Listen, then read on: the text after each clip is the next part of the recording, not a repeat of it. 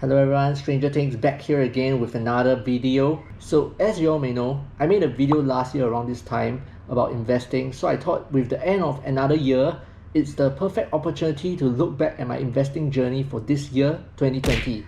And in this video, I will share with you what I wish I knew when I first started investing. So the first thing I learned is know your investing goal. This really boils down to questions like how much returns do you actually want to achieve and how much risk are you willing to take. You really have to reconcile these two goals before deciding what to invest in. For example, if you just want a 10% annualized return, you can achieve that through a broad-based index ETF instead of taking on additional risk picking individual stocks. Also, be clear in what you want to achieve. A goal like beating the market is not a precise goal. Neither is a goal like as high as possible. If you wanted to do that, why not just go all in on some lesser known cryptocurrencies or some leveraged strategies?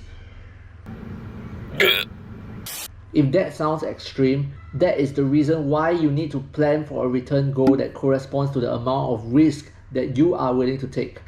Number 2, high can go higher, low can go lower.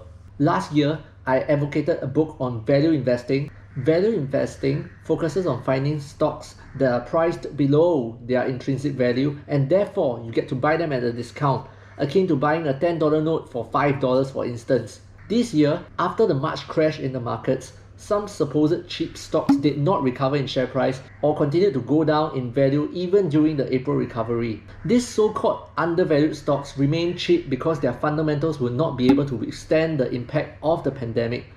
The crisis really accelerated the pace and emphasis on disruption in different industries, which is why innovation is proving to be a key driver of fundamentally strong businesses this year. So this means if you assess businesses via a value investing lens, you might end up buying into lousy undervalued companies that may take years to recover and also miss out on supposedly overvalued companies, dismissing their growth potential. And this leads me to my next point. Number 3, be nimble in your investment strategy. The lockdown gave me the chance to evaluate my strategy, and I've come to realize that I had to update my method of evaluating investable stocks based on the changing times. Most of us will have seen how growth stocks outperformed value stocks massively this year. Thus, I knew that if I did not quickly switch to a growth investing strategy, I would be severely impairing my own chances of achieving annualized return targets to meet my financial goals.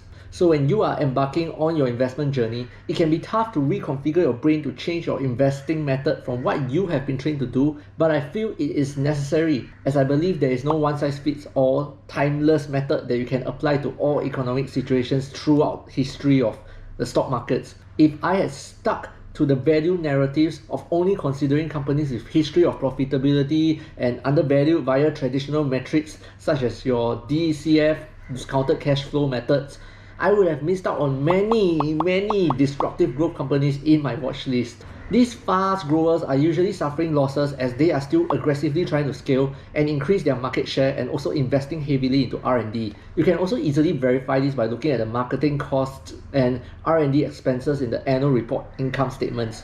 In summary, know your investing goal. Understand why the market cap of some companies is growing or shrinking and use that to guide your investing strategy, making adjustments whenever necessary. Now there's still a lot more that I could cover, but I think these were the 3 most important lessons for me in year 2020.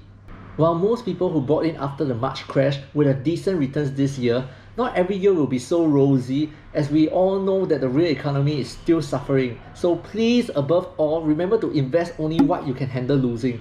Beyond having strong conviction in your investments, a good understanding of your max drawdown and expected returns will help you to ride out the stock market ups and downs. And with that, we've come to the end of today's video. I hope my sharing will help you to become a better investor in 2021. And thanks for watching. Merry Christmas and a Happy New Year!